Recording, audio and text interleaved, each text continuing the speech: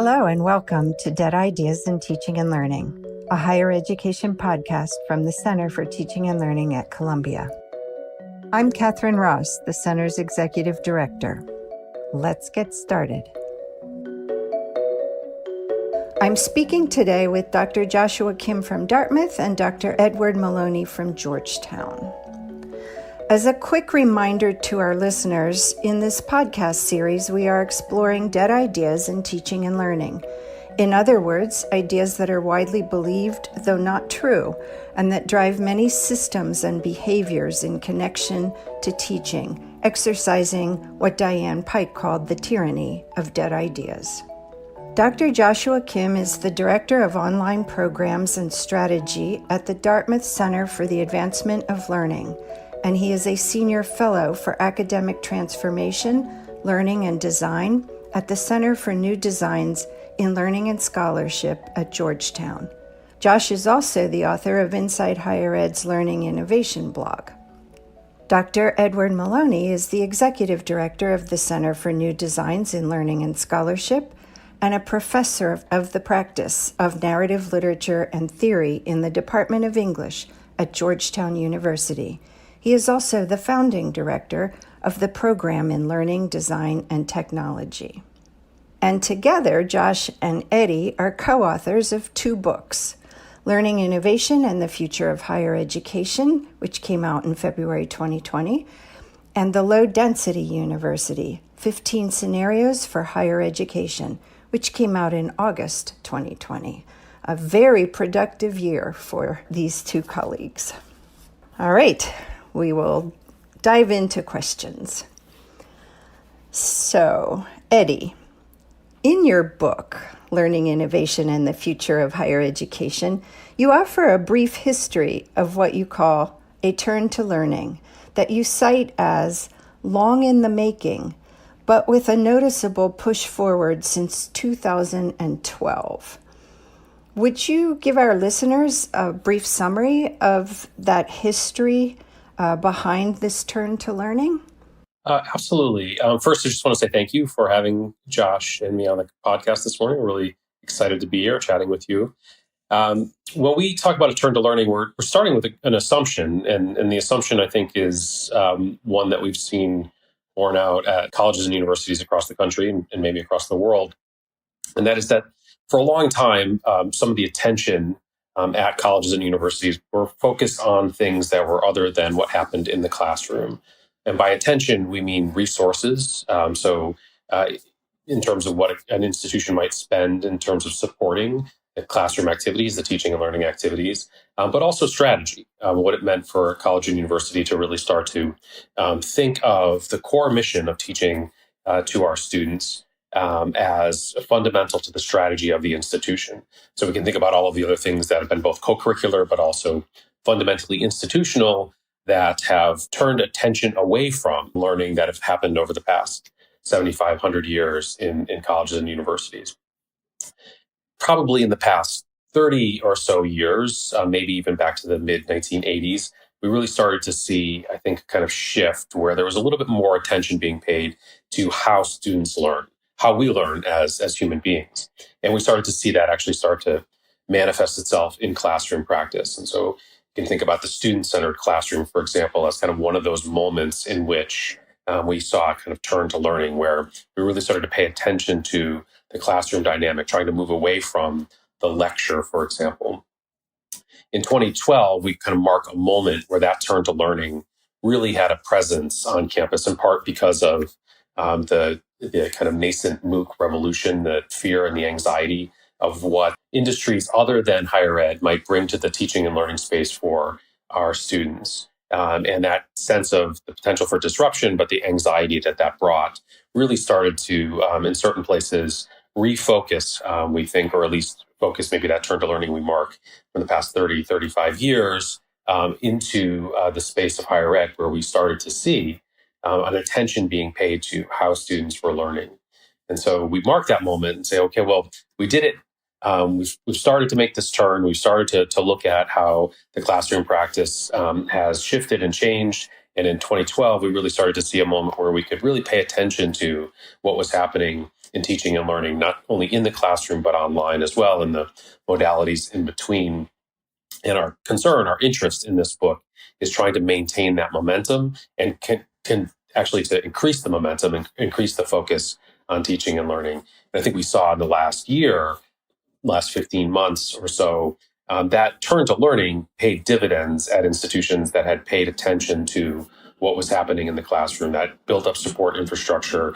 But even if an institution didn't have the resources to do it, I think we also saw that as an industry, as an ecosystem, the effect of that turn to learning was widespread. And we really saw an important need to pay attention to how our students were thriving in the classroom, we're being resilient in the face of the pandemic. And we're learning at a moment where everything else at the institutions of higher ed, colleges and universities across the country, was being pushed aside so we could really focus in on that teaching and learning activity. And for us, it's an important piece, but it's also important that we continue to pay attention to it and think about it going forward. Josh, I don't know if you want to add to that. Yeah, I can add to that. First, Catherine, it's really great to be here with you and for us to be together. One of the things we talk a great deal in the first book is how we've really together been developing this discipline of advancing learning and evolving our institutions to advance learning. And, just thinking about over the past 18 months or so, we just haven't been physically together. And being here with you now, I know I'm looking at you because we're on Zoom, but everyone else is just hearing us. It really makes me think how much I miss us being in the room together to talk about these kind of issues. I was thinking about how we got to know each other. And Catherine, you did an external review for Dartmouth. We got to know each other through the organizations that we come together to talk about Centers for Teaching and Learning. So I think, one of the things in our learning innovation that Eddie and I talk about is how important our colleagues in this community is of academics who are advancing learning at our institutions. Wow, I couldn't agree with you more, Josh. That is so true. And I think I feel a little bit spoiled because I get to do this podcast. And so I can reach out to colleagues like you. And even though we're not in the room together, we're seeing each other and we're having a conversation. And that is such a treat. So thank you for that. And thank you for that summary, Eddie. That was really interesting. And it sounds like you would say that turn to learning was really evidenced and made more visible by the pandemic, right? By all the things that happened in the pandemic. So I think I would totally agree with that. It was almost sometimes felt like the first time some people at the university actually thought about teaching and learning. So I guess if we could say there's a silver lining there, that might be it. So I found a quote in your book very striking. Let me read the quote for our listeners. We have no shortage of knowledge about how learning works and how this knowledge can be applied to advance teaching. What we lack is an understanding of the conditions in which learning science propagates through institutions to change organizational structures and teaching practices. So I have a couple questions about this quote. What is needed to discover these conditions?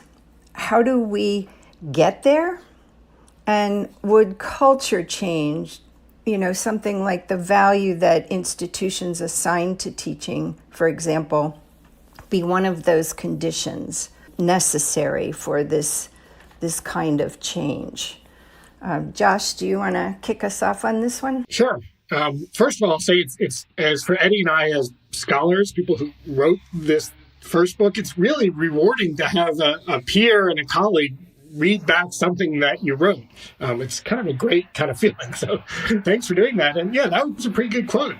In listening to that quote, I don't know if it's totally true, the first thing we said. I think there's a lot more we can learn about learning science and teaching methodologies and that kind of thing. So I think, there's nowhere near the end of our learning about how teaching works and how learning science works. But I think it really is true, and we try to explore this in depth, that we're not really sure how universities structure their organizations around what we know about learning science.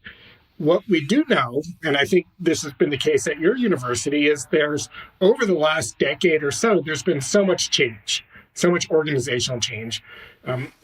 We identified this at many institutions where what used to be distinct and really distributed across campus have come together into what we term integrated teaching and learning centers. And these are CTLs which do the traditional CTL work of educator and educational development, but often add elements of learning design, online programs, degree and non-degree, work on other issues such as equity, inclusion, and diversity, work on issues of maybe writing, preparing future scholars, all under one roof. Media educators is kind of a big thing. And over the last decade, this has happened at many centers, but it was almost always independently. It was schools coming saying, well, we have all these non-faculty educators around the institution. Maybe we should bring them under one roof, under one organization, because they can have more impact. But it's been very different at every school, the way it's been funded, the way it's been organized.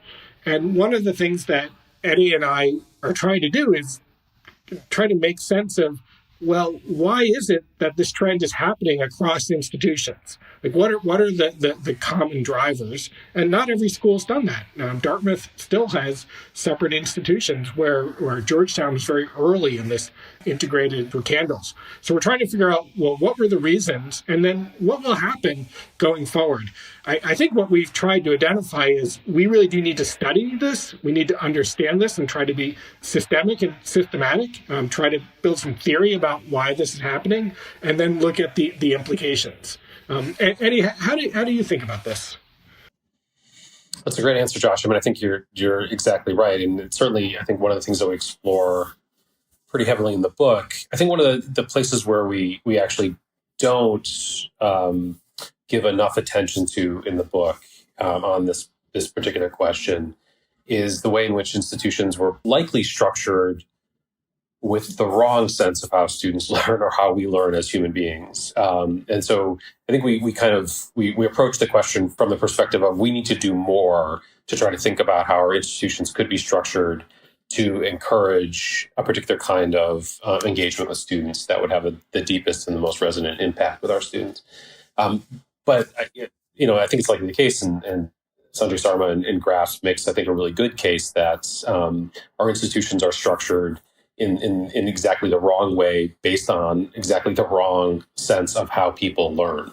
And that what we're trying to do and what we're, I think, in dialogue with as we kind of think through this process is what could we do to make sure that the institutions have the right structures in place, both at the kind of curricular level, also at the accreditation level and the expectations that are existent on institutions. And then, as Josh is talking about, on the support structures that help to encourage a particular kind of approach to teaching and learning that we know is a lot more complex today, in part because of technology, in part because of a growing student body, right? It's there are a lot of things that are actually making that work of teaching and learning much more difficult. So I think in some sense in the book, we probably started from a position of we all we're trying to do our best, but we can do better. I think there's probably a really good argument to be made that, well, we didn't do a very good job at all, and we need to rethink how we were doing what we were doing, and that needs to really kind of refocus. I think, and by not a very good job, I mean in terms of a very narrow structure of what we think about in teaching and learning, not necessarily the larger context of higher ed, which I think both Josh and I think is incredibly important and valuable. And we're not necessarily trying to suggest that what we need to do is tear everything down and start a bunch of boot camps everywhere, but rather we need to think about the good, and we need to really focus in on this problem and this question of teaching and learning, how that plays out in higher ed. Yes, I think your point resonates with me very much because, in fact, this whole fall season of podcasts is sort of trying to look at those systems, right? We have a lot of legacy systems. that I think sometimes, in the category of unintended consequences, actually make it harder for us to do the work we do and make it harder for instructors to change in some ways when you think about systems of evaluation, systems of accreditation, systems of credentialing for students. So I think that's a really powerful point to be made. Thank you for that. So I'm wondering if you could please expand on your vision of how the Scholarship of Learning Innovation, and I'm going to quote here from their book, relocates the unit of analysis of the conditions that support or inhibit student learning from that of the individual student to the scale of the institution and to everywhere in between. End of quote. Aren't institutions already doing this kind of research? Well, maybe. I think there are certainly pockets of work happening at different institutions across the country where people are trying to understand some of these questions. But I think the point of the book and what Josh and I are trying to get at in general, as we kind of think through this problem, is that we're not doing enough to try to understand the dynamic that has shifted from the faculty relationship to students as a kind of one-to-many relationship that is now much more complex, again, in part because of technology, but there are a variety of factors. We know more about our students. We certainly have a growing student body and a shifting demographic in our student body and so on that we're trying to pay attention to help achieve their greatest success in the teaching and learning mission at institutions. What we're really kind of interested in is that shift from a faculty member walking into the classroom and simply teaching as a kind of control of her domain in that space, and expectation that is all that really is required in order to generate the best possible teaching and learning experience for our students. That's kind of the assumption. You bring an expert in the field, the greater the expert, the greater the teaching and learning experience is partly the assumption, which is why we hire maybe first and foremost scholars often rather than great teachers. But we hire people with the expectation that expertise is going to somehow be carried to our students, whether that's through lectures or even in a shifting dynamic to a more student-centered active learning classroom. Our arguments, and whether or not the research is happening, but the fundamental argument is that dynamic, that faculty member to student dynamic, requires a much greater infrastructure and support network, whether that's at the institution alone. So you start to think about the kinds of structures that Josh was just talking about in terms of support for teaching and learning, or the larger scholarly space in which we learn more and understand more about what's happening in that dynamic, in that teaching and learning dynamic. Or when we get to things like institutional infrastructure to support innovative classrooms, to support the technologies that become necessary for kind of full modality teaching. All of those things we think are important that institutions start to pay attention to, not in piecemeal, which I think happens at a lot of institutions. Okay, we need to invest in this thing now. We need to pay attention to a learning management system. We need to pay attention to Google Apps or something along those lines. Rather, to think about that strategically, to think about that as part of the direction that an institution needs to understand if they're going to be ready for what's coming in the next 10, 20, 50 years of higher education. Yeah, I think that's very well said. And Catherine, I want to bring this back to one of the things that you said earlier about the pandemic, that COVID-19 has been such an interesting time for people in our profession. Like, at no time have Centers for Teaching and Learning been more central to the resilience and ongoing operations of our colleges and universities. For all of us, our life has been completely crazy for the past 18 months or so, as so much of what's happened at universities has had to run through university CTLs. We've never been so busy because all of a sudden we had to work with every instructor on either training or consulting or communities of practice to help make this transition overnight from residential to remote. And I think the schools that have invested in organizations that bring together all these learning capabilities and that had built that up pre-pandemic were in a much better situation to actually make that transition so we could do quality remote learning. The expertise were there, the non-faculty educators, the educational developers, the media educators, the instructional designers. They had those relationships with many faculty. And really the methods that we would take to, say, do online or blended education could then extend so we could have this complete shift to remote education. So I think the question is that, since we've demonstrated how important the learning organizations are on campus for the resilience of our institutions, we've demonstrated that during COVID. What is going to happen in the months and years to come? Will institutions keep making those investments in these types of organizations? Or will we have a snapback where, everyone just wants to come face to face and not work with non-faculty educators, not use all these kind of tools? I think this is something we need to study and really get on the table. It's been difficult because we're all so sort of stretched and tapped out, kind of making it through our days. Yes, I think those are really interesting questions. And I think a term I have come to dislike quite a bit is the term of going back to normal or a new normal, because as Eddie said earlier, the normal wasn't always so great for a lot of learners. So I don't think we want to go back to normal. We want to go back to better. But it's very hard to know, as you just said, Josh, right? What the appetite for that would be from instructors who also have had a very tumultuous 18 months. And,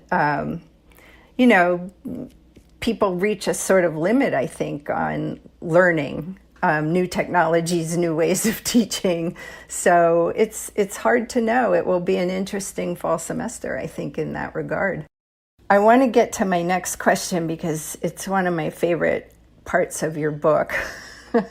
I loved the conceptualization you offered of the, quote, magical provost. You described this magical provost as, quote, the one who can knock down bureaucratic barriers and find the funding for new organizations and initiatives aimed at dramatic improvements in student learning, end of quote. And this is a really familiar scenario, I think, for a lot of teaching centers, having that magical provost make it happen for you. But what I hear you saying is that having a magical provost, while it may be a good thing in general, it's not necessarily our best hope for achieving the kind of change that you're encouraging people to think about in your book. We need that organizational, that institutional change, and a magical provost may not be sufficient to make that happen. I think your ideas about what this kind of organizational change would look like are, I would say, pretty exciting and maybe even a little bit radical. So I would love for you to talk us through the change you're imagining. And I think some of these changes have already happened at Georgetown. So it'd be very interesting to hear your perspectives on this. Sure. I'll start here. This idea of the magical provost, I think many of us experienced this over the past decade or so, that there was some person at a leadership level, institutional leadership level, that for whatever reason came into strong alliance with the people who are running the Centers for Teaching and Learning, or people who are running, say, continuing education or online education, and said, oh, I kind of get that it's better if you're together, and I get that you really should be well funded, at least some more consistent funding. As Eddie and I, right, we try to trace why that happened. We look at the MOOC bubble as one of the reasons, and there are some other reasons behind that. But we also talk about it in the book. We say that's kind of a fragile way to run an institutional strategy because, as we know, provosts, presidents, they move on. So we try to look for ways that we can actually have that kind of institutional strategy where you invest in learning with faculty and non-faculty educators working together with a more stable foundation. And in the book, we suggest some ways of doing that. And we're very realistic that we have to think about in this era of scarcity, when the very challenging demographic trends and cost trends, that those of us in the teaching and learning world, people like us who are kind of learning science geeks, we also have to really understand university budgets, university operations.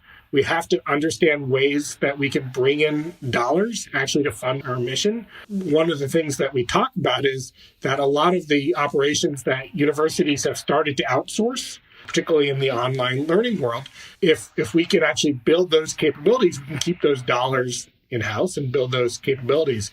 I think that Eddie at Georgetown has really been a leader in this in terms of over many years, he's built this integrated center, and he's also shown through Georgetown that it's possible to bring in resources that can go to the entire mission, that can really, dollars that can go into the residential classroom as well as the online classroom. So I think, that's one of the things that we try to stress in this book, that places like Georgetown and maybe others are trying to move into this model, and we've got to really sort of talk about that more.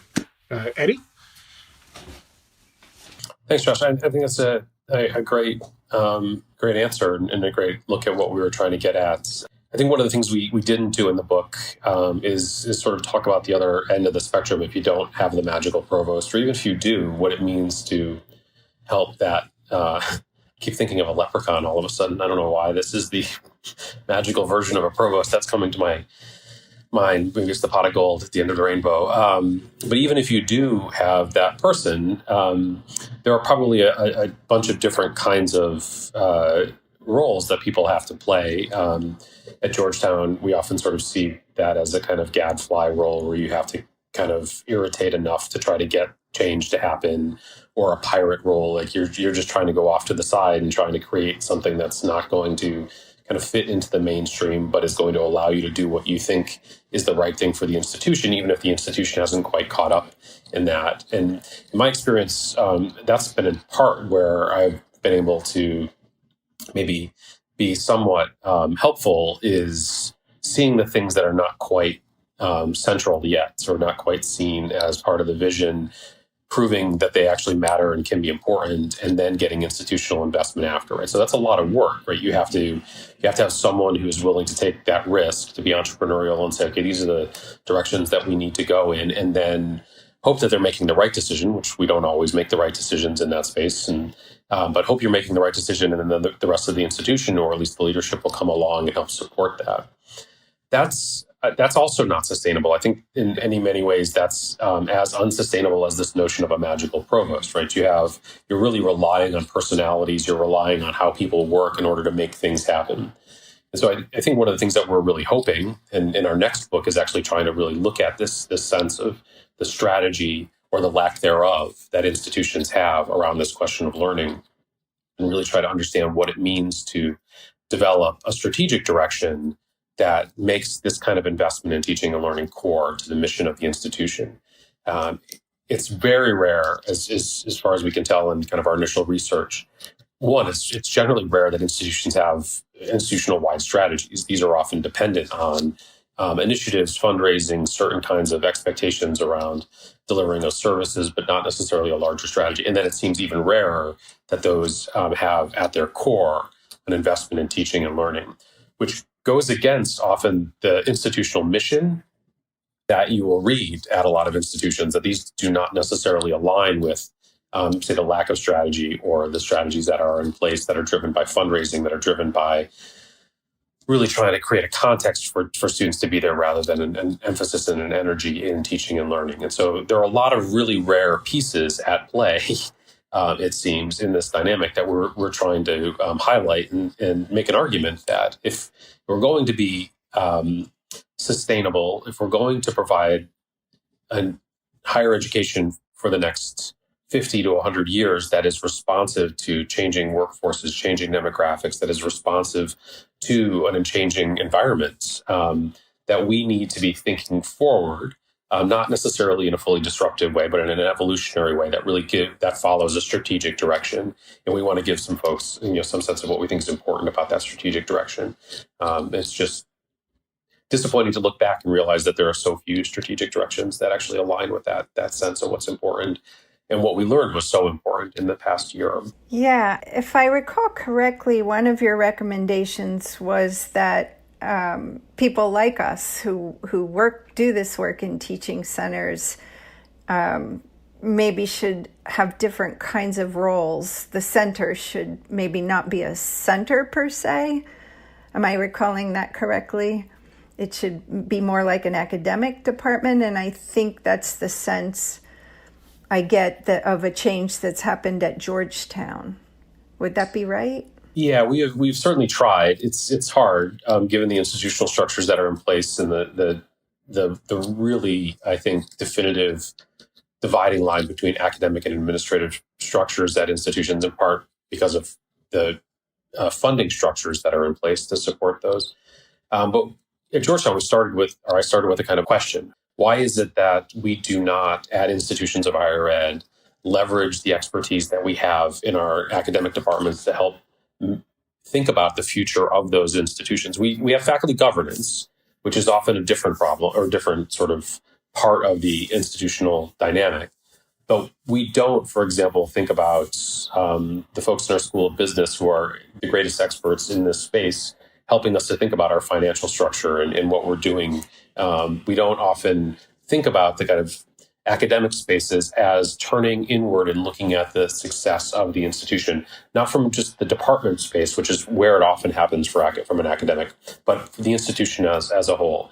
And so what would it mean for us to have a dynamic where we had teaching and learning happening that was also seeing the university as a laboratory itself, and then that was leading into and supporting the service component of the work that we do, and really trying to see a kind of cross-pollinating and mutually reinforcing dynamic there.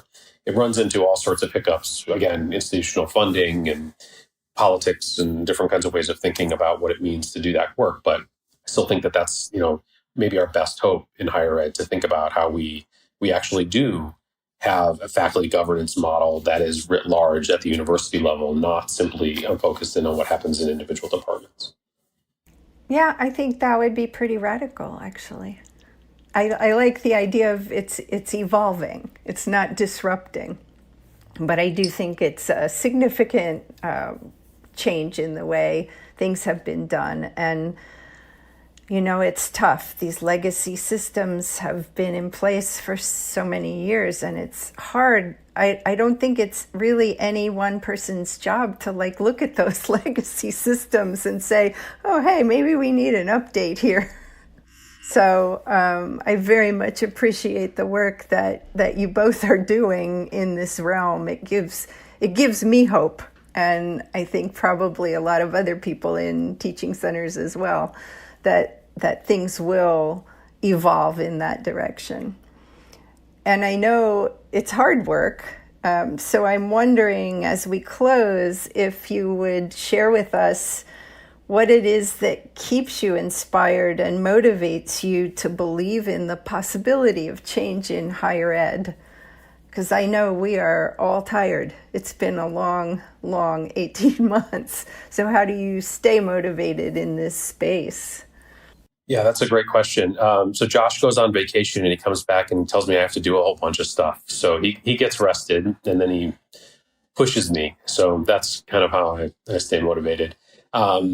No, I think we care, we believe, we want to do good work. We think this is for many of us, at least for me, I got into higher ed because I believed in the space. I believed in the work. It was transformative for me when I was younger. And it still, I think, is transformative for me as I get older.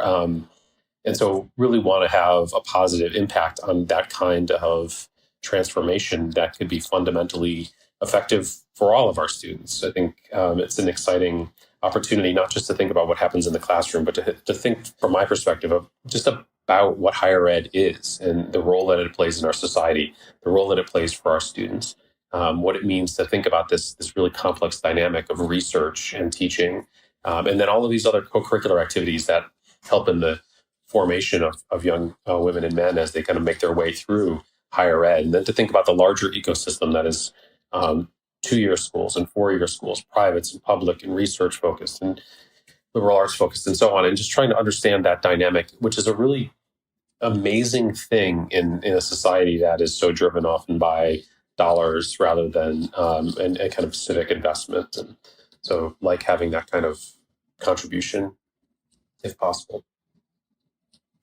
Yeah, so Eddie and I are now writing the Learning Innovation blog on Inside Higher Ed together, which has been a great platform.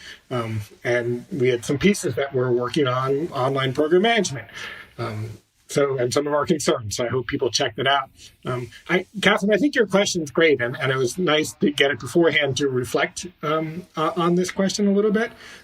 I think the three of us are doing something. I think maybe something a little bit different in higher ed is that we're practitioner scholars. I mean, I think in Catherine, you doing this podcast, it's one way that we add knowledge to our field, right? So you're doing all the work that you normally do in running a center, and I'm sure your life's absolutely crazy, but you're also taking the time to bring these conversations together to try to build knowledge.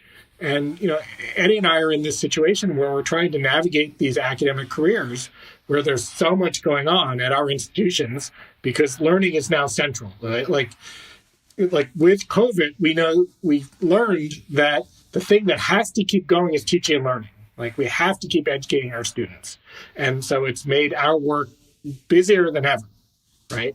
And we're also trying to understand what's going on, how our institutions are changing. And I think that role as practitioner scholars is incredibly exciting. It's dynamic. You learn new things. You also build this great community. I mean, Catherine, going back to how we talked about, we know each other really well across the institutions. We share a lot of information. Eddie and I think that we're really building an academic discipline. It's new, it's nascent, but we're all doing this together. And I think that's what it's the fact that we're doing it together, that we have these colleagues, that we have these practitioner scholar colleagues is what is so motivating and makes this such a great job. Well, I'm right there with both of you. I could geek out for hours on these questions that we've all been discussing, and being able to have conversations with my colleagues like you is what keeps me going. The podcast is a lot of extra work, but it feeds my passion for the work. So I think you're absolutely right. And I'm right there with you. So I'd like to thank you both so much for taking this time to talk with us today and for sharing your work and all your deep thinking around these big questions, and for helping all of those of us in this realm who are trying to move higher education, teaching, and learning to a new and better place. So thanks so much, Josh and Eddie. Thank you, Catherine. Thank you, Catherine. If you've enjoyed this podcast, please visit our website where you can find any resources mentioned in the episode, ctl.columbia.edu/podcast. Please like us, rate us, and review us on Apple Podcasts or wherever you get your podcasts. Dead Ideas in Teaching and Learning is a product of Columbia University Center for Teaching and Learning and is produced by Stephanie Ogden, Laura Nicholas, A.B. Seidel, and John Hanford. Production support from Kate Ty Piggott. Our theme music is In the Lab by Immersive Music.